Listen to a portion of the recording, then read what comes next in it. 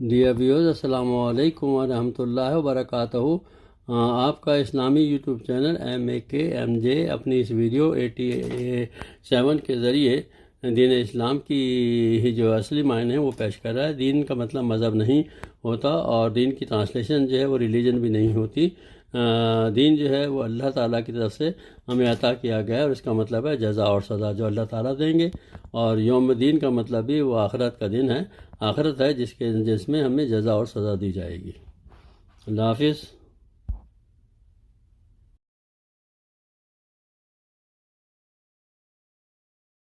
اب دیکھیے دین کے اصل معنی کیا ہے؟ بدلہ، جزا اور سزا۔ بدلہ ظاہر بات ہے دو ہی شکلوں میں ہوتا ہے، اچھے کام کا بدلہ جزا، برے کام کا بدلہ سزا، جزا اور سزا۔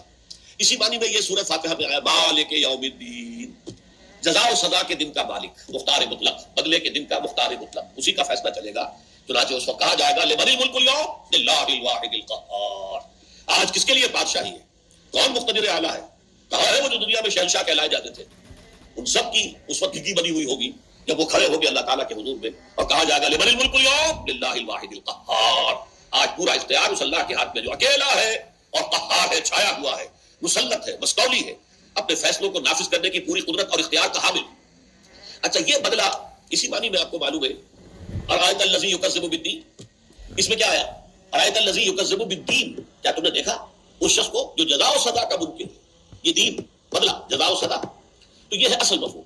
لیکن اب اس کو دیکھیے، اٹھائیے یہاں سے، دین جو ہے جزا و سزا لازماً کسی قانون کے تحت ہوتی ہے، کوئی ضابطہ ہے، کوئی قانون ہے، اس کے مطابق کام ہوگا جزا ملے گی، خطابات ملیں گے، ان کی خدمات کو سراہا جائے گا، خلعتیں ملیں گی، جاگیریں ملیں گی، اور اگر خلاف ہوگا سزا ملے گی۔ تو قانون تو ہوگا نا۔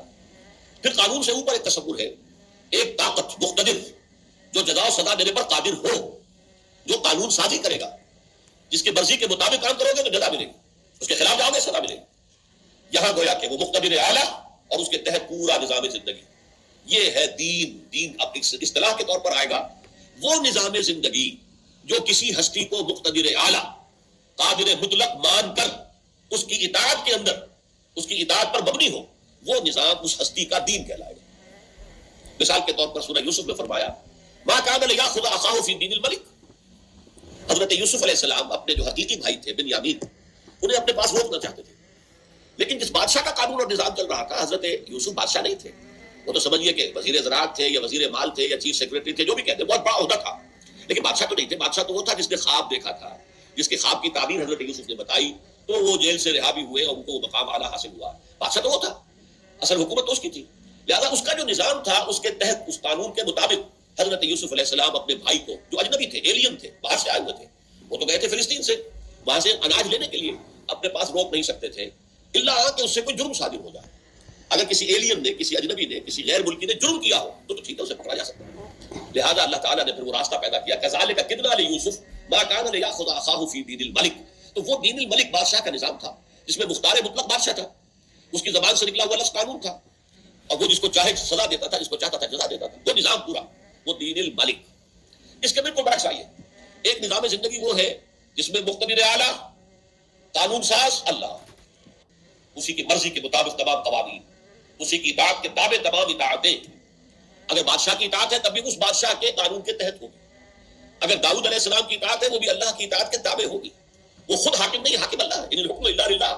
تو اللہ کو حاکم مطلق اور مقتدر اعلیٰ مان کر، اور اسے شارع مان کر، قانون ساز مان کر، لا گیور مان کر، جو نظام زندگی مفصل اس کی بساط بچھے گی، سیاست یوں ہوگی، معاشرت یوں ہوگی، معیشت یوں ہوگی، قوانین ایسے ہوگے، چوری پر یہ سزا ہوگی، ڈاکے پر یہ سزا ہوگی، زنا پر یہ سزا ہوگی، وغیرہ وغیرہ وغیرہ۔ یہ پورا نظام جو ہے وہ کیا ہے؟ دین اللہ۔